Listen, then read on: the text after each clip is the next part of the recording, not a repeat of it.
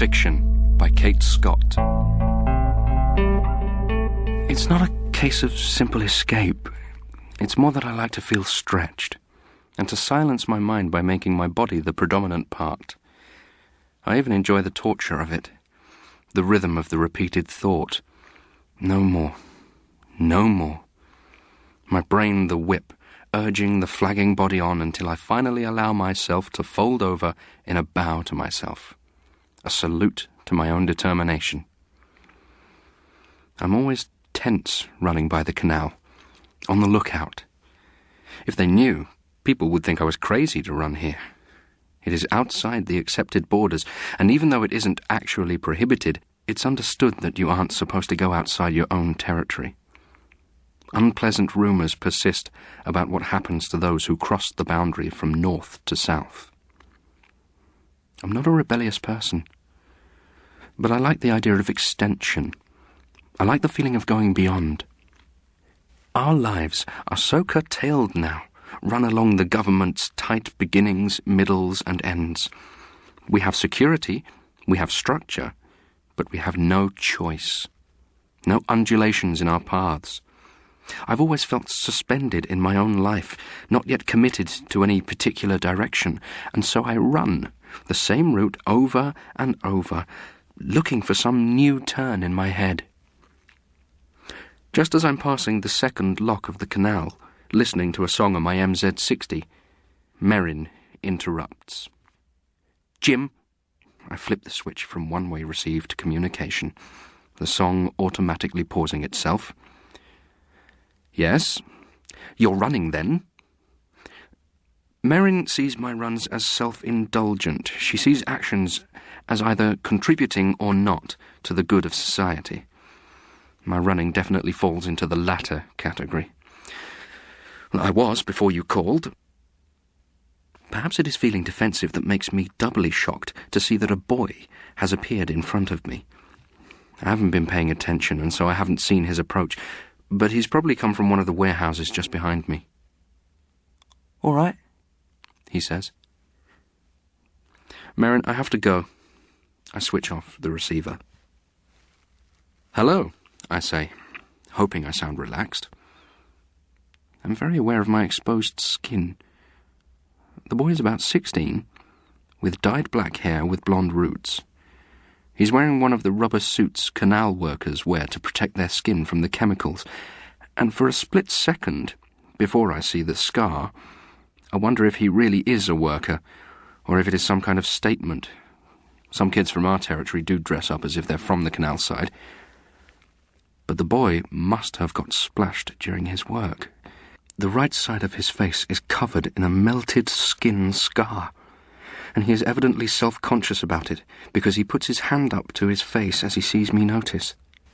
"Nothing like this ever happened to you?" He points to the scar, becoming defiant. "No. Lucky. Lucky you." He pauses, and then turns and spits on the ground, narrowly missing my shoe. Shall I try and make a run for it? No, I can handle this. It's just a boy. A boy from the canal side. "You're from the north," he says. Yes, I am," I say. I'm trying to keep my face slack and unresponsive like his. I will myself not to smile, not to seem as if I am trying to get him on my side. A smile would be giving away power. A smile would be telling him I am scared. As if he didn't already know. "What are you doing here?" For a second I think the question is genuinely curious, and I'm about to explain. Then I catch myself as I see the sneer twitching his lip. "Turned the wrong corner." "I'll say." He spits again, this time hitting the toe of my right shoe. We both look at it, and then we look up at each other. You read all sorts of things about the canal people, about how they're not like us, they're subnormal, violent, the usual prejudiced cant. Merrin rants endlessly about the misrepresentation of the canal people, even though we don't actually know any. Merrin is a radical. That is, she is passionate and concerned, and in a constant fit of motivated anger. I am just your average right-thinking, or rather left-thinking, well-intentioned liberal. And like all well-intentioned liberals confronted with reality, I am petrified, but desperate not to show it. Turn the wrong corner, I repeat. I deliberately ignore the gesture of the spit. You do that a lot, the boy says. He sounds neutral now, confident that he's established his authority, his superiority in the situation. What? I am shocked. This is the first time I have ever seen anyone on my runs by the canal. I've flattered myself that I have the gift of fading into the background. You seem to get lost a lot. Right here, the boy says. It's funny, that. Getting lost in exactly the same place each time. I suppose it is. The sweat from fear, as opposed to exercise, is very different, I note, in the part of my head that remains detached from what is going on. Another part of my mind, the hysterical side, is showing me headlines. North City native killed in canal side brawl. Canal boy goes berserk, maims North City man in lock-side fight. But you're not really lost, are you? His eyes have a hypnotic stare. He doesn't look inside himself. That's what scares me most. Just in the way that my mind seems to be separating off in lots of different directions. What I should do, what has just been said, what might come next. His mind seems to be elsewhere too. And I don't like to think what that means. No, I suppose I'm not. I say this as firmly as I can, trying to sound sure of myself, trying to get the power back. What is it? Some sort of tourist trip? He isn't reacting to my tone. No, I'd just like to run here, that's all. His face slams shut. I have produced some signal, become a representative for all he hates. You just like to run here. Each word is a spike that he is sticking into the ground around me. I couldn't move if I tried. He is fencing me in with his anger. Must be nice to be able to go wherever you want. Surprised you want to come here, though. Place where all the crap ends up. Do you know what's at the top of this canal? I nod. Of course I know. It's the pure waters. The transparent stream that winds its way through our flats and offices in the north. Music is piped in alongside its sparkling perfection, unlike the stagnant, still canal. Yeah, your perfect little stream. And then you put your crap in it and don't worry if we get splashed, right? The north has to be kept perfect. I don't know what to say, I just keep looking at him. You make me sick. Spitting the words out like bullets. I stand there and take them. It's all I can do to keep from nodding in agreement. What have I been thinking of, anyway? Seeing running by the canal as some sort of freedom, leaving the boundaries behind. But to this boy it must seem like a taunt. Look at me. Look at what I have. If only I could explain how little freedom we enjoy for all our clear water. But he wouldn't understand. And who could blame him? He has the melt scar, I have clear skin. He wears a protective suit, I bear my body. I think of Merrin. She is angry too, but she has faith in herself, in her ability to change things. She organises huge internet rallies where people click in their protest posters to crash the websites of blacklisted companies. At some point, I have become the embodiment of all the apathy Merrin rails against. It isn't enough that I agree with her. I don't act. It doesn't seem to matter to her that I don't feel smart enough or sure enough to act. She knows that running is my respite, and she sneers at it. Sees it as selfish. She'd think my route patronising if she knew. I stare at the boy. Can you help me get out? What? For the first time he sounds startled. Uncertain. I have left the script behind, and I see again that he is just a boy, a young boy, with a scar. I want to leave. What? Properly get out? He looks incredulous. Do I really know what I'm saying? I think again of Merrin, of her constant static anger. "Properly get out," I reply firmly. "You're mad," the boy says, trying to laugh. He isn't able to.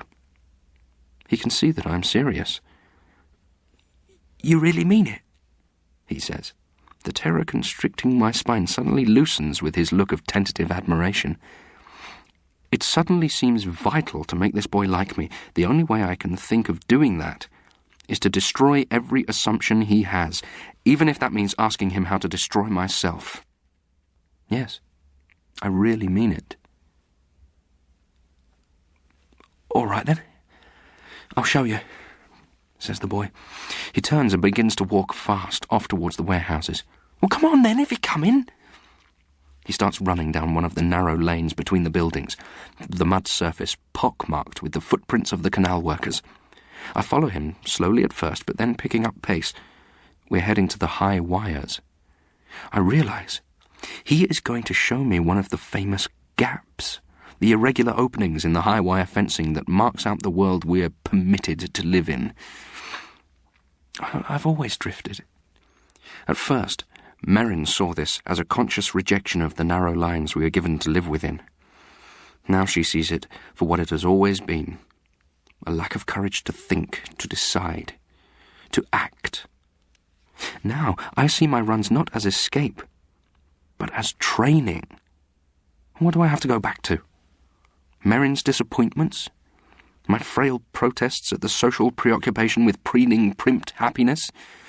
"There's one!" He is pointing ahead to a gap, deceptively innocuous at this distance. His eyes are watching to see whether I will try to back out of it. I peer ahead. I don't know what has got into me. Here I am, trying to be some kind of hero, make some sort of statement. I'm not sure I'm up to it. Suddenly there is the sound of running feet. A group of armed guardsmen appear from another of the narrow lanes. I almost feel relief. I can't go through with it now, and even the boy can't blame me. I look back at the guardsmen, who are within a few meters of us now, and feel my breath catch in my throat. It's Merrin. Merrin is there, with the guardsmen.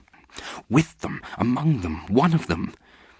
I look down at the MZ-60 I am still clutching. The location switch is on. I must have flicked it when I was running. She knew exactly where to find me. Maybe she always knew. Some part of me isn't even shocked. I have heard of such conversions before. The greater the height, the darker the fall. I look at her and she looks back, unflinching. It is the face of someone who has changed beyond all recognition. I look at the boy, no longer afraid to smile, and he smiles back. We both know I won't make it. I'll be brought in one way or another, but I can feel a thought running in both our heads. Perhaps this is just the beginning of a story. The story of a runner who makes it. The thought shivers down my spine. I recognize the feeling. It's happiness. The happiness of conviction. Conviction by Kate Scott was read by Anthony Glennon. The producer was Gemma Jenkins.